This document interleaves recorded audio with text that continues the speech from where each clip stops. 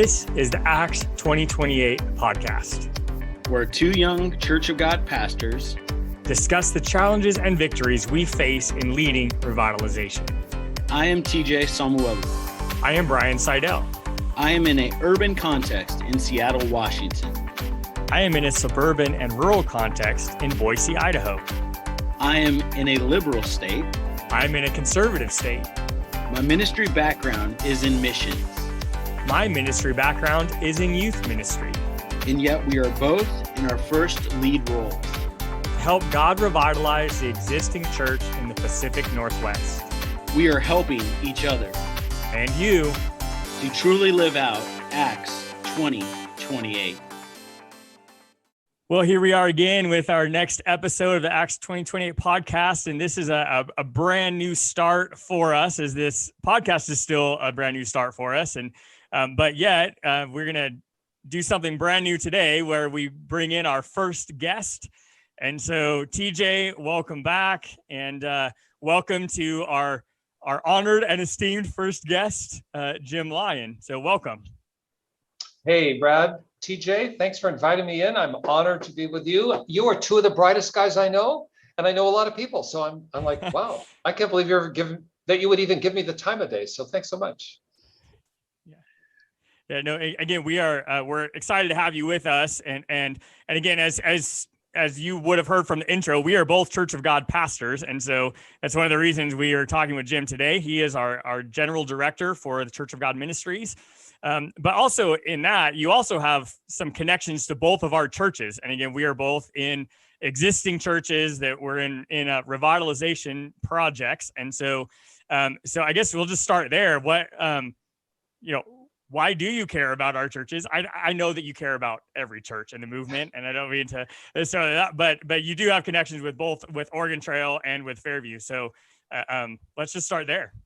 Well, for those who do not know me, I'm a Seattle guy. I grew up in Seattle. I'm from the Pacific Northwest, and I have a deep passion for the culture, the people, the place, and that reaches from Seattle throughout Washington State and Oregon and Idaho. That corner of the United States is very precious to me. And because I spent most of my life there, I have many friends and relationships, and those, of course, in Seattle, my hometown, but also in Idaho, in the church where you pastor now, Brad. I've had connections with people in that local church and that community over many years. And so I have a personal stake and passion for that part of the world. And as you observed, yes, every part of the world is precious and is loved by God, and I am a fan.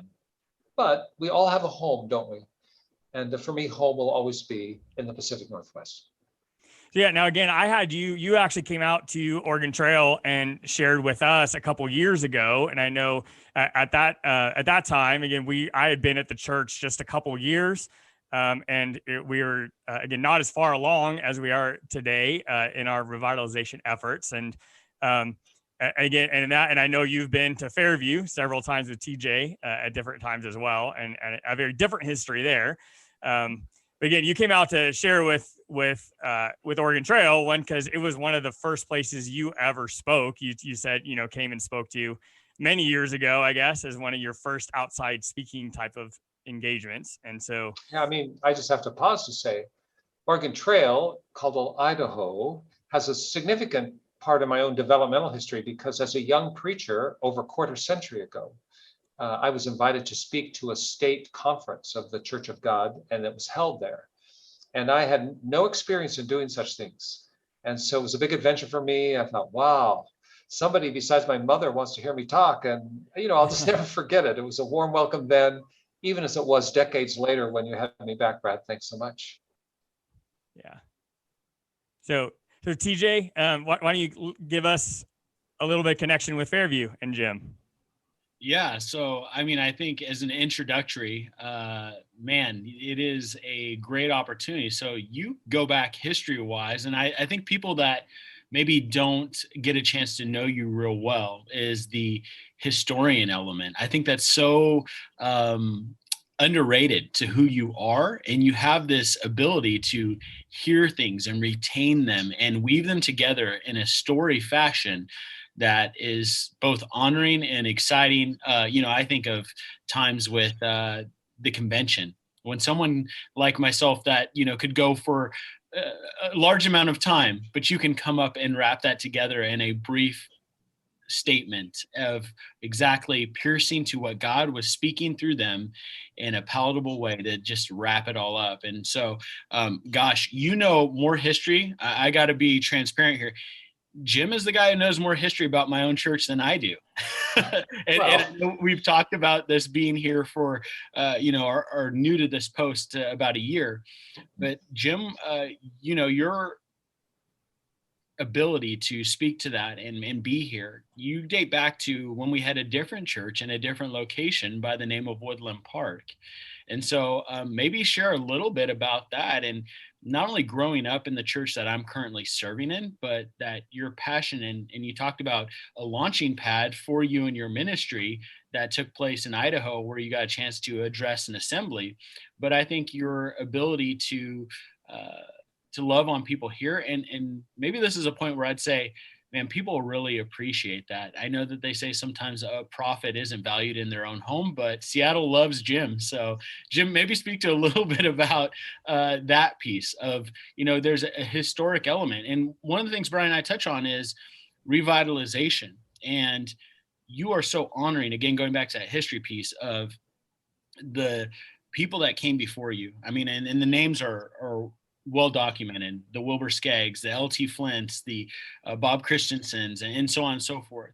But the fact that Fairview has a rich history of building on those names and those identities, and that the common thread, and I hope that I'll be said in the same word, is that those people were honoring to the ministry and reaching the people that they were serving. So maybe speak a little bit about that, because I think you can do a lot better. So I'm going to be quiet now. Well, no, TJ, that's very generous. As you were talking, it just occurred to me, everybody has a story, don't they? And sometimes people kind of zone out when the word history is used, because we have a recollection of a boring history class in high school or seventh grade, or, think, oh, what, that's a waste of time. But actually, history is just our story, isn't it? And so I love history because I love story, and every person and every place has a story that is also history. For me, my own personal history is intertwined with the story of what is called now the Fairview Church, because my family is there. And maybe my love of story is consequent to my own personal journey in that I was adopted. And I think as an adopted person, I've always known that. I've been fascinated by the unique contours of my own story. I didn't just land in my parents' arms in a conventional way. I didn't just grow up by chance in a particular home or place. I have a profound sense of providential placement. And so the particulars of that story, which were very deeply woven into the life of the local church where I was brought as an adopted child early on, before I have conscious memory, were very important to me, because it helps frame my story, because I didn't have any story before that. That said, I grew up in the church and I loved it, and it was a place that loved me. And when I was growing up, I was very conscious that I had a family. Again, I never took that for granted, because I knew it could have been otherwise. There is on the corner of Northeast 65th Street, TJ, and 35th Avenue Northeast, not so far from Fairview, there is an orphanage. It's called the Children's Home Society of Washington. That's where I was. And I was brought into a family that was in this church, and the church became my larger family and loved me. And I drove by that often growing up, and I always contrasted the church building, which was a brick building, even at Woodland Park as it is now Fairview, and the brick building, it was a red brick Georgia building at the Children's Home Society. I contrasted those two in my head. One was the place I was abandoned, the other was the place I was loved.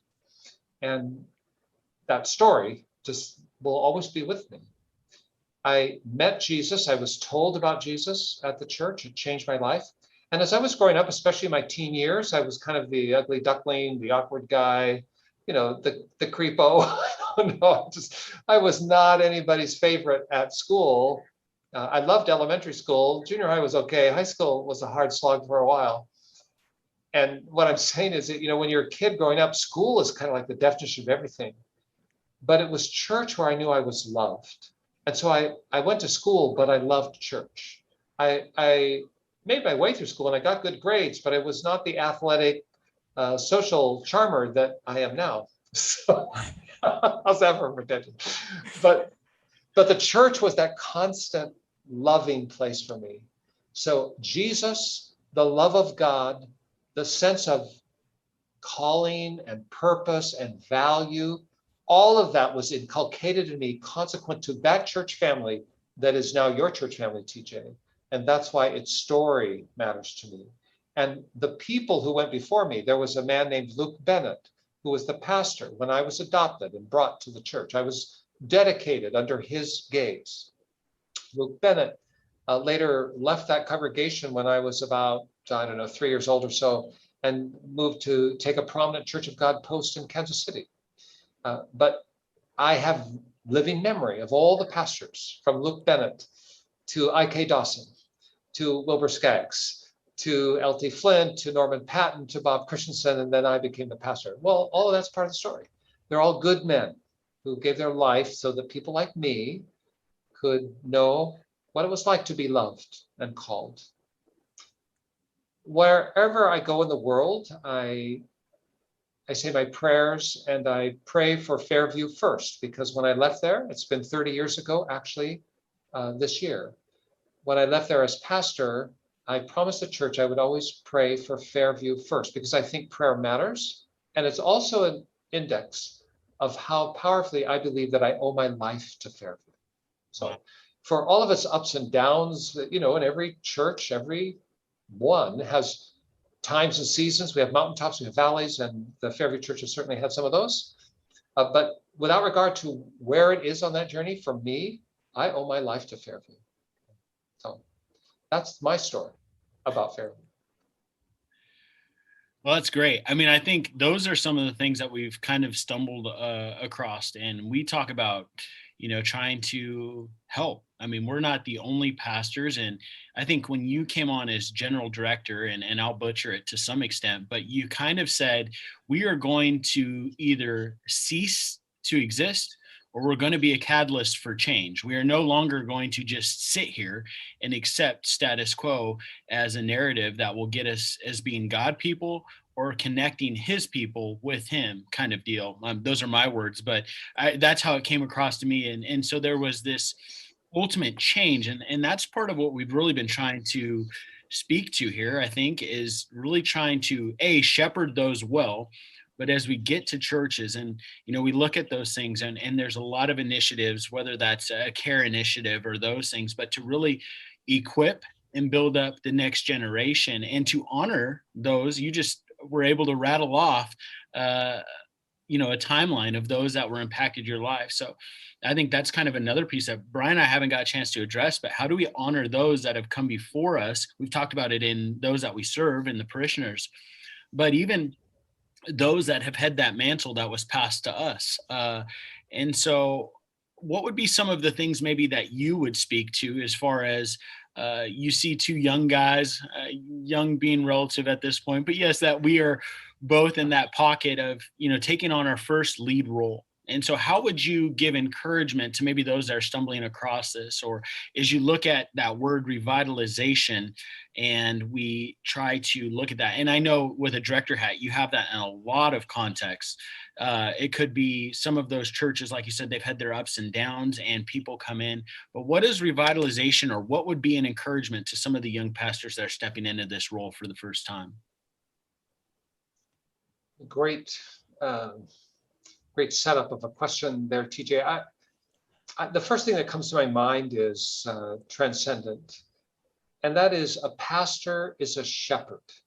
And we must never forget that. And today we have people with varying views of what it means to be a pastor or ambitions as a pastor, but fundamentally, the very word itself is shepherd. In fact, the English word pastor is the Latin word for shepherd. So if you read the 23rd Psalm in the Latin, it would say, "The Lord is my pastor." And this idea of shepherding, Jesus is the good shepherd. I mean, it's so integral to the gospel. A pastor is a shepherd of God's people in a place. And so what that means is you have to love your sheep and care for them. and you have to lead them. You have to walk ahead of them. You have to protect them, and you have to show them what's next. I mean, those are all the functions of the pastor. It starts with loving the sheep, caring for them. And, the first rule of pastoring that leads to revitalization is to persuade the people you have already that you love them. Not always easy to do, because some people are not lovable and some don't want to receive your love, and they don't care for that, and they've got their own agendas. But in the end, if you yourself are focused on loving them and they eventually learn that you love them, you can lead them. But you cannot lead them until they are persuaded you actually love them. I found that it's very difficult for me in my present job to demonstrate that effectively. In other words, I don't have the privilege of having the same group of people in relationship to me week by week that you do when you're a pastor. Man, was I pastor. I love that part of it. And yes, there's some people that you just want to push off a cliff. That's the people business. But in the end, I loved my people in both churches. I've just pastored in 2 churches, and both of them went through very dramatic changes during my tenure.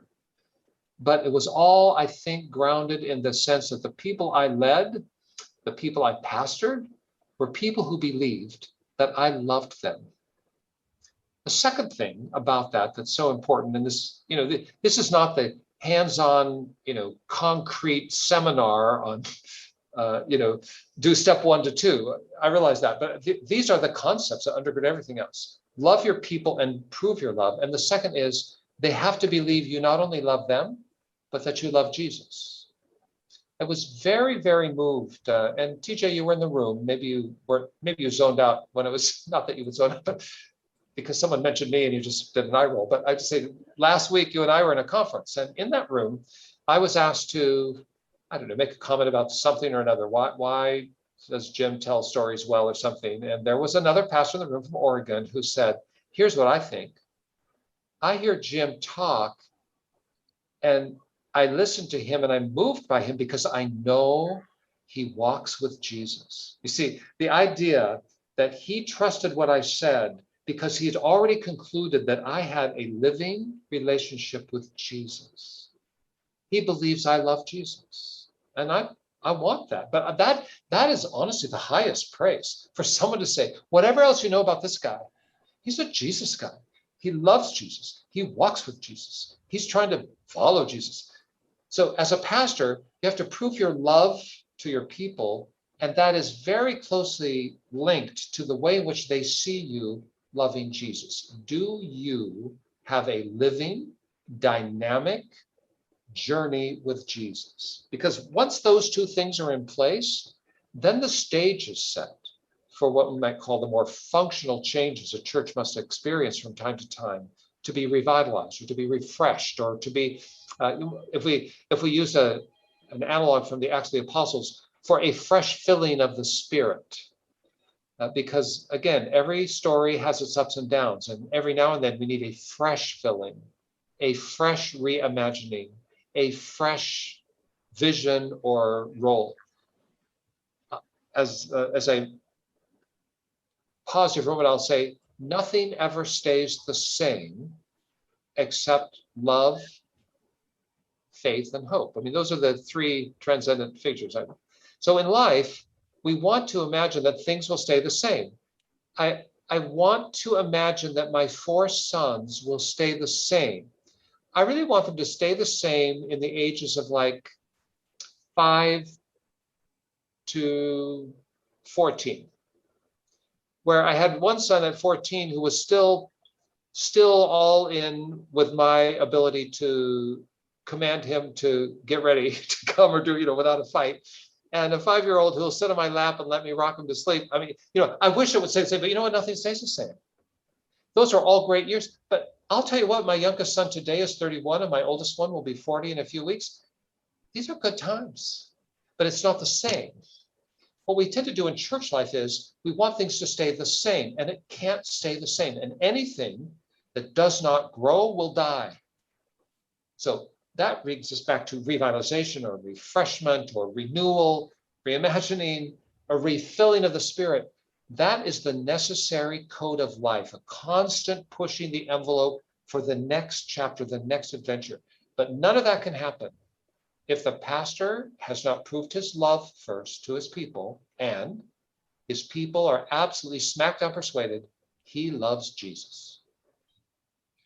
Well, that's great, because I think, thank you for answering that. There's the part of that are so obtainable during this time. You talked about your family, your personal family, as well as your church family.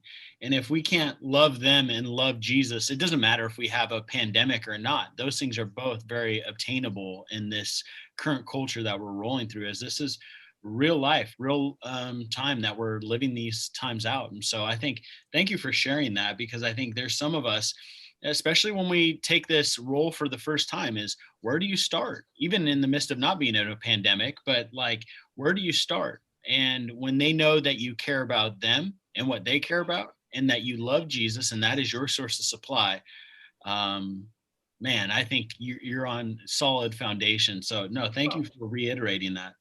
Yeah, I know that you both know this works, but back to story. If your question was framed originally, TJ, as a young pastor getting started, and Brad, you've been Brian, you've been in your church a few years, and TJ, you've been there a year now. But as you are still relatively young in the game, so to speak, one of your first and best moves is to learn the stories of the people God has given you already. Everyone is honored when you're interested in their story. Brian, I know something about your family's journey, about your youngest child. I was there. Yes. As she came into your home and so on and so forth. I mean, whoa, I'm going to guess that you would be all in for somebody asking you questions about your kids and how they came into your life and your loving family and so on. And TJ, I mean, you all have stories. As a pastor, we often land and we have dreams, ambitions. I know some young guys who, they've got it all down. We're going to change this, we're going to do that. But they haven't done the listening yet of the stories of the people they have to make the changes they dream of. So what is their story? You referred to, TJ, my history of the Fairview Church. Well, yes, I lived a lot of it. But yeah, I do know the history.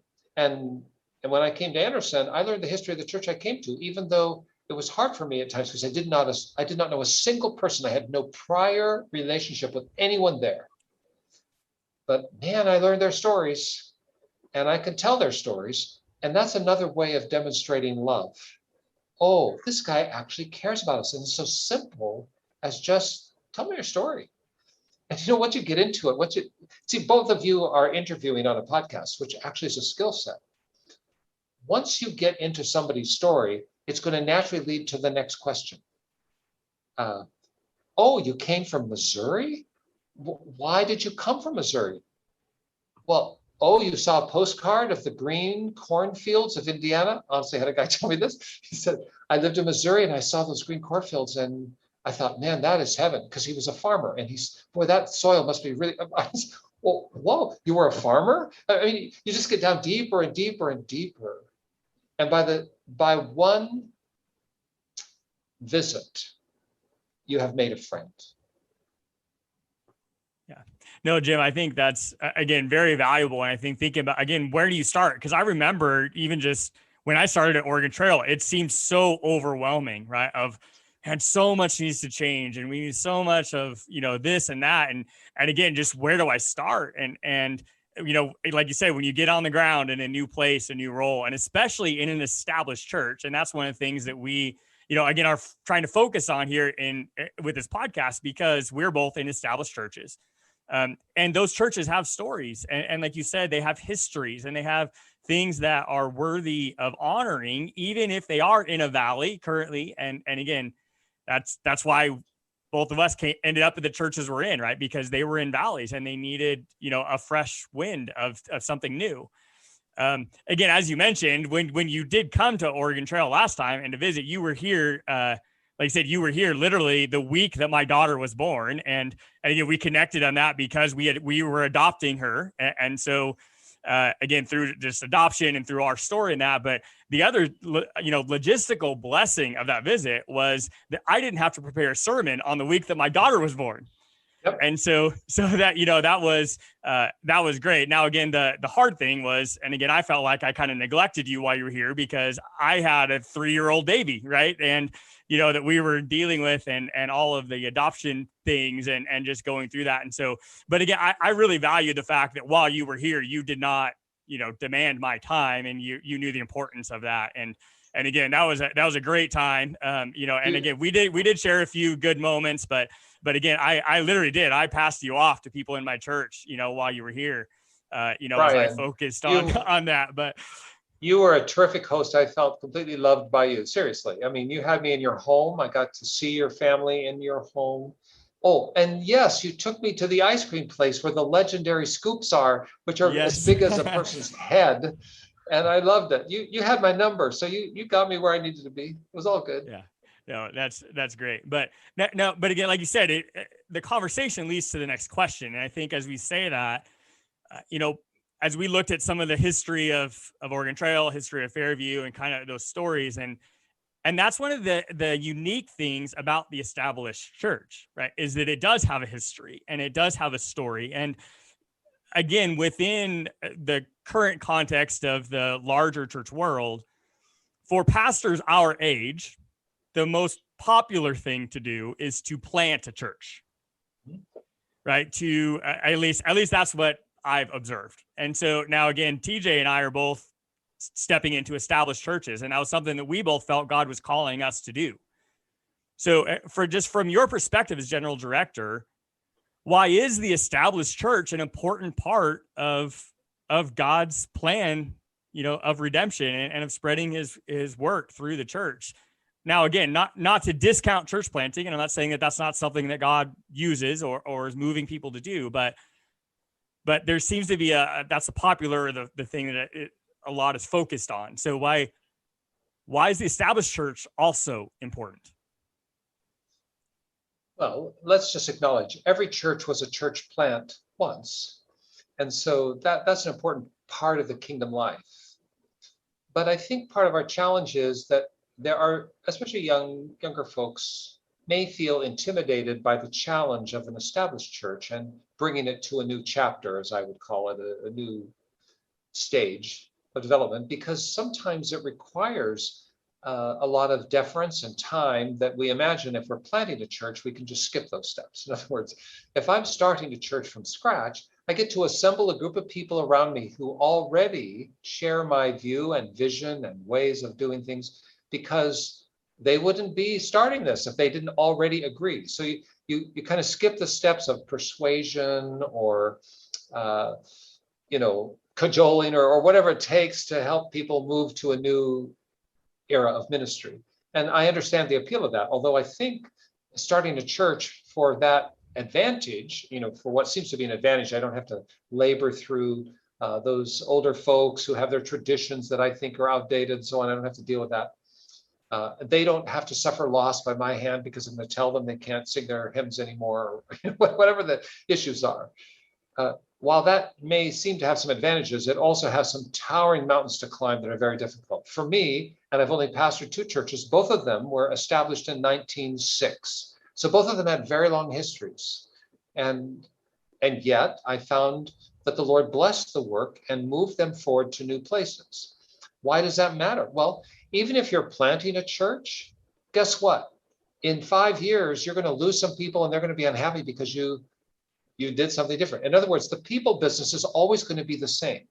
And if you're going to be required to navigate a crowd, why not navigate one that already has some assets and history and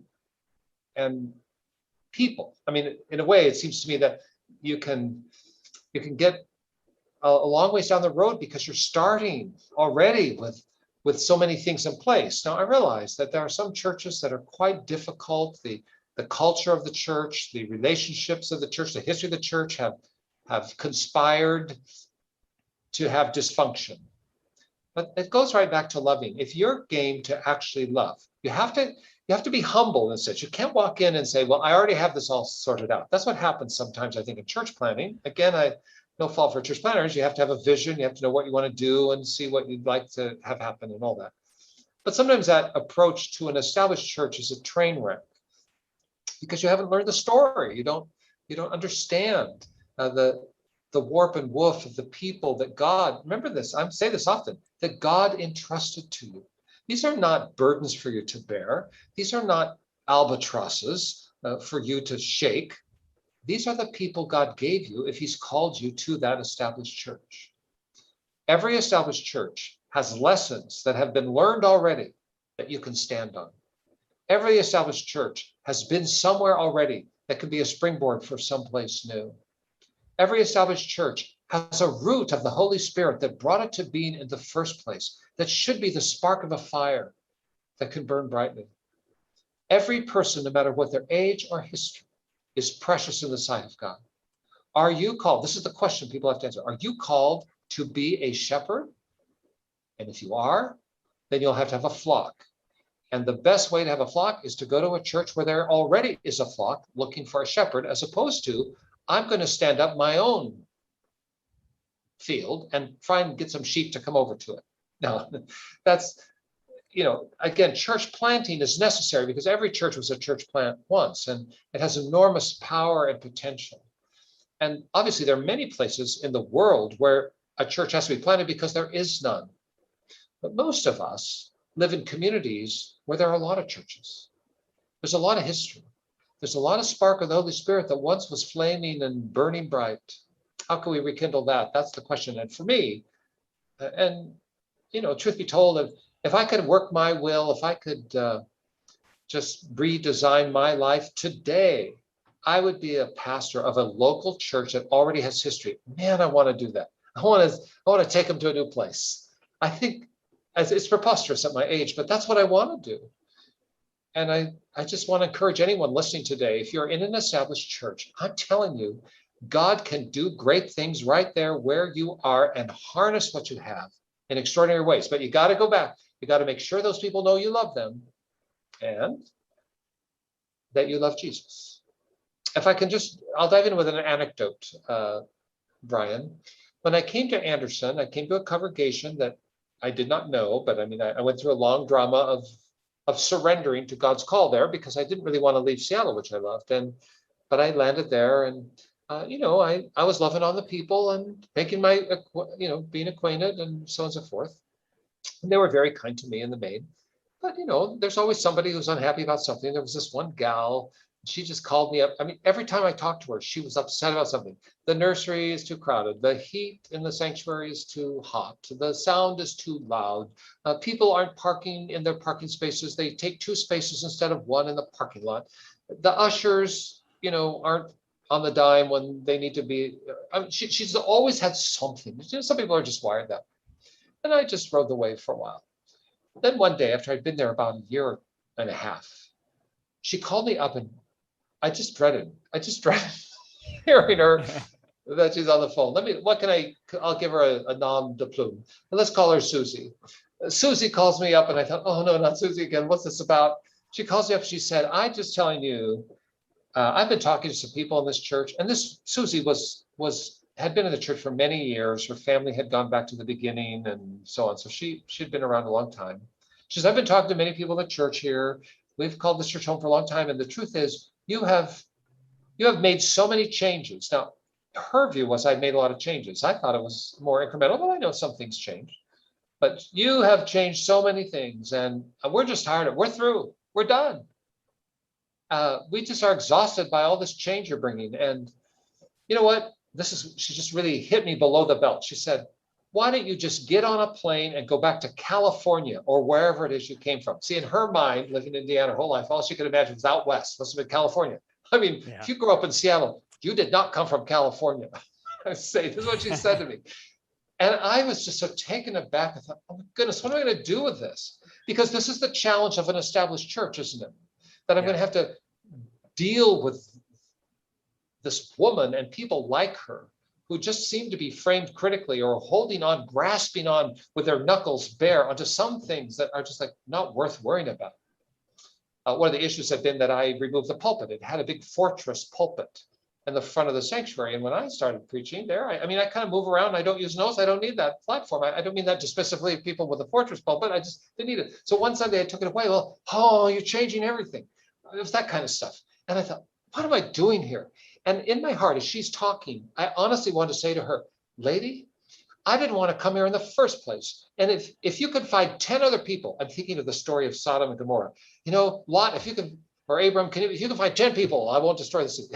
If you can find 10 people that'll stand forward with you and tell me that you're tired of my leadership here, I'll be on a plane so fast you won't even see my shadow, because I didn't want to be here in the first place. But that's not what I said.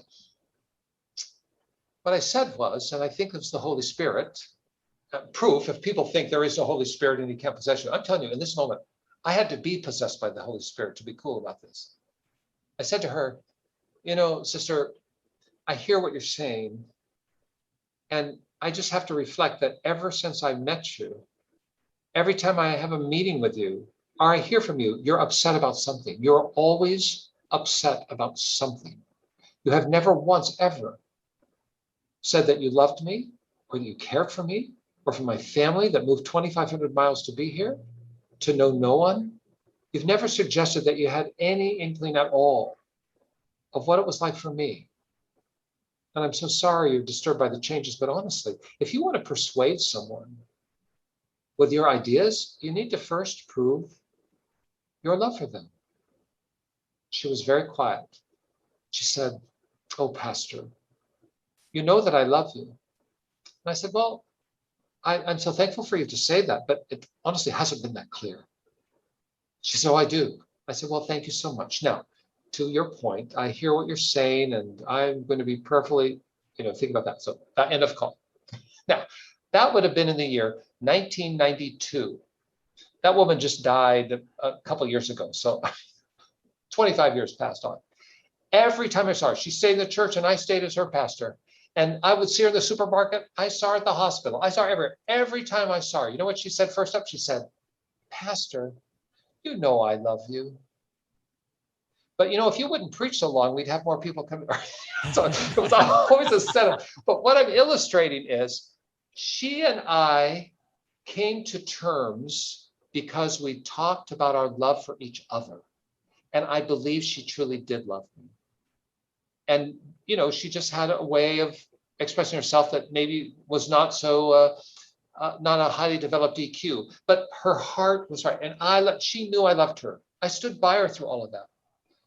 I'm just illustrating again the power in established church. There's a lot of head banging. There's a lot of arm wringing and difficulty. But if you could be secure yourself, if you could be secure in your love for Jesus and his love for you, you can love them too. And in the end, they'll move with you. That woman went with me every place I went in terms of the church's development and change over those years. She never left. Oh man, that's a great story, because I think we've all been there, and I think we've had a Susie in our congregation, or 2 or 10. Yeah. And that's not even in the role that we serve. We've just known people that have that, and Jim, I want to say thank you again for your time and joining us. And you've been so gracious to pour into us. And I think, again, as we talk about history, or as I've been walking through with our church, the story, which is the Bible, when I say history now, I always think of the from above, that it is his story that we are living out. We are just new characters in this tapestry that we are rolling out of God's bigger narrative, that we are the new ones that take center stage, and yet there are going to be people that come after us. Hopefully, as we are, Brian and I, we've alluded to our kids and the next generation that we're pouring into. But I wanted to take a second and not only say thank you, but what would be your heart's desire as you continue to lead into this new season? And then second to that, as you've given so much to us, how could we help you? Or is this platform, we don't have a ton of listeners, but how can, as they engage with you, how can they be praying for you? How can we return the favor of petitioning God for you and your ministry? So what would be your heart's desire, and how can we be praying for you? Well, we've talked a lot about how a pastor might relate to his local church, especially in an established church scenario. And, I just want to reflect that when you're loving people, it's one thing to say, but how do you do it practically? And I'm a fan of that, sitting down with people, hearing their story. Never underestimate the power of the gift of hospitality. Even if your home is modest, people are honored to be in your company. You're the pastor. And there's just some simple things that from the first century of the Christian era to the present will always work in helping people know that you care for them and love them. With that in mind, I haven't talked about the church's relationship externally. How does the church grow or expand? But if you can get that love thing down going inside the building or inside the community, even if you're not in the building, understanding your community and loving it, developing a passion for it. So what's my hope? My hope is that the church of God in every place it's planted, that every one of our congregations would become the indispensable center of life and hope in its community. Come on. And that is what the world needs. That's what Jesus was. When Jesus walked into town in the New Testament, he was the center of life and hope. The crowds flocked, the town stopped, people gawked. They may not be his fans, but everybody knew when Jesus was present, there was something that was life-giving in play. Our churches can be that. We tend to be self-preoccupied, but a loving church, a church that loves each other and the pastor is loving and so on and so forth, that learns then to love its community and figure out, what is this community hurting? Where is its hurting places? Where are its hopeless places? Where's the Zacchaeus in my town? Where's the blind Bartimaeus in my town? Where's the woman caught in adultery in my town? I mean, all the places that Jesus did. We talk about following Jesus, but our churches don't always follow him in any way that he would recognize. We need to follow him into the streets and into the community, into the public intersections, and identify, how can we help? How can we be that, the answer for life and for hope? And this pandemic has been an extraordinary example of that, really, because the world was stopped. People who do not care about God, they have not thought about God, they were stopped in their tracks, forced to acknowledge, I am not the master of my universe. There are forces at work in my world that I cannot control. How will I survive? What to do? Wow, talk about, let's bring them some life and hope. There are events that happen, a 9/11, when you guys were just toddlers probably. But I mean, I remember my church was jam-packed, hanging from the rafters. The fire department wanted to shut the building down because after 9/11, everyone was stopped in their tracks because they didn't know what to do. They're disoriented. The predictability of life was upended. The church is the only thing that has the capacity to anchor people through that personal journey with cancer, through that divorce, through that terror attack, through the pandemic, whatever it is that robs life. It is the church alone that has the keys to giving life. So my dream is that every congregation becomes the indispensable center of life and hope in Jesus' name, in the community where it is. And that's going to require us interacting, surveying, reaching out, taking some chances, assuming some risks to get acquainted with the people around us in a world that we don't normally interact with. Many of our churches flourish on transitional relationships where people from another church are unhappy and they come to our way, and it's been a great boon to us. And as a pastor, I had plenty of that going on. But the key will, even when that comes, the key will be how we're meeting the need of life and hope in the community. And that may draw some people from other churches because they want to be a part of one that's doing that. And so at every dimension of church life, when you're focused on the community where God has placed you, and I'm one who believes in providential placement. Remember my story. I'm adopted. I was conceived out of wedlock by what some people would say by chance, relinquished into an orphanage, and from the orphanage into foster care, and then taken back to the orphanage until at last Mildred walked in and picked me up. Now, I interpret that not as random chance. I was placed by the appointment of God in the arms of that woman that I learned to call my mom, who took me to the Woodland Park Church of God. I was placed in the Woodland Park Church of God. I was placed in the role to become his pastor. I was destined to move to Anderson. I am in my chair by the appointment of God. That doesn't mean to be pretentious. I'm just saying a church does not exist in a place just because it's random. God put you, Brian, at Oregon Trail on the highway, where you are. And he put you, TJ, at Fairview and Salem. That's not to say your church can't relocate. Both the churches I pastored relocated from one neighborhood to the next, changed their name, got a new address. But all of it was in a sense of providential movement. So if you are providentially placed as a person and as a congregation, you've got to love the place where God puts you. Great passage in Jeremiah where the Hebrews are moaning and groaning about, when do we go back to Jerusalem? We realize, dear God, we've been a mess up. We're in exile now because we've been mess ups. I mean, they're humbled. They got that. So how long are we going to have to stay out here in this city we don't even care about with all these pagan people? Jeremiah, God speaks to Jeremiah to them and says, oh, wait a minute. Here's my assignment for you.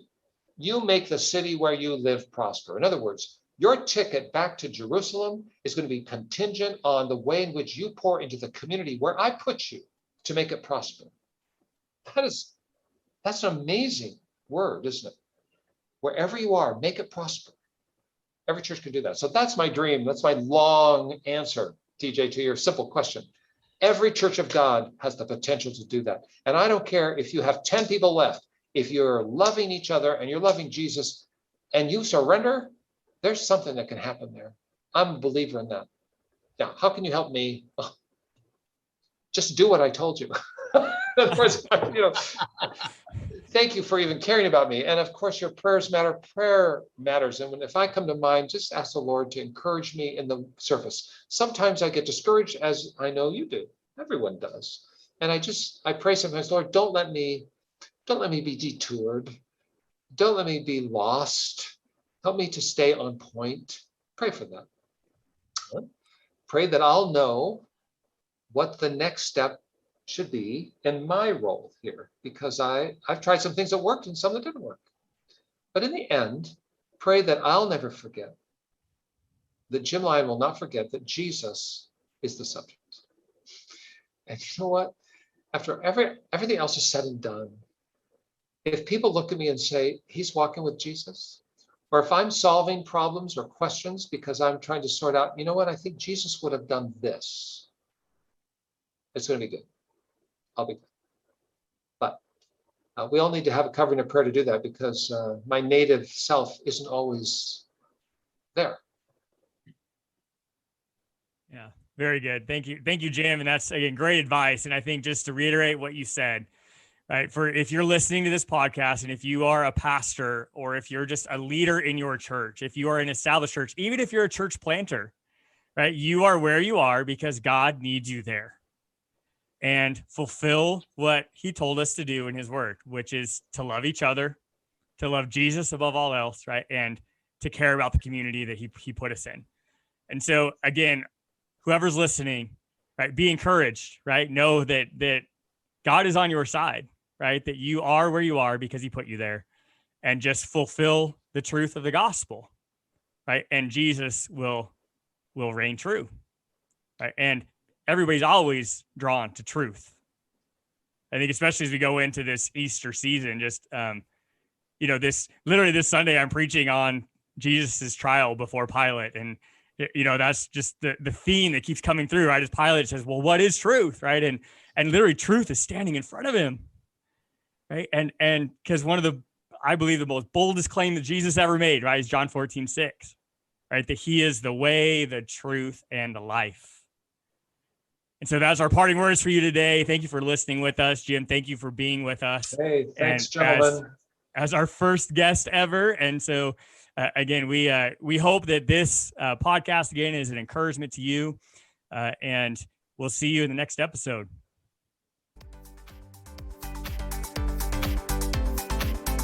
Acts 20:28. So guard yourselves and God's people. Feed and shepherd God's flock, his church, purchased with his own blood, over which the Holy Spirit has appointed you as leaders. The Acts 2028 podcast is a broadcast production of In His Grip Publishing. Our theme music is Achievement by Giovanni Bruno. We'd love to hear from you on our social media accounts or through email. You can like us on Facebook and follow us on Instagram at Acts 2028 Podcast, or send us an email at acts2028podcast@gmail.com. Please subscribe on your favorite podcast platform Leave us ratings and reviews, and even give us your email so you can be notified of new episodes. Thank you for listening, and until next time, we hope that you will lead wherever God has put you, and together we can all live out Acts 20:28 as we serve in the established church.